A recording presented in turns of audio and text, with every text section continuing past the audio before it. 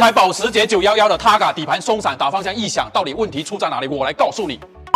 这是一台7.5万多公里的保时捷911，一台性能车，底盘消耗非常大，车主反映底盘松散有异响，定位定不好。经过我的检查，是底盘的胶套老化、球头虚位导致的。由于冬天天气变冷，胶套硬化，底盘过减速带的时候就会吱吱响。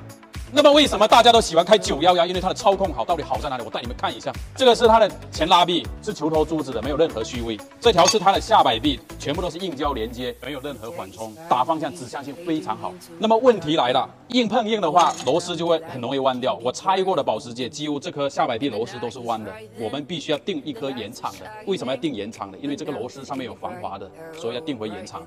你们的车有没有检查一下这颗螺丝有没有弯掉？那么为什么操控好、性能好的底盘消耗比较大？像这台车，你看螺丝都弯的，前拉臂也是弯的，所以你的定位永远都定不好。还有这台车，经过我们拆装的过程中，发现了之前这里是用 AB 胶粘的，右边的高低感应器是断裂的，所以车上也会有个故障灯亮起，这个也必须要把它换掉。前拉臂是珠子的，没有任何缓冲，下摆臂也是硬胶，也是没有任何缓冲，行驶质感当然非常好。那么911 Targa 还有一个通病，就是这个机舱温度过高，风扇容易损坏，这个必须得换延长。911还有一个通病，打方向的时候塔顶异响，是这个平面轴承坏了。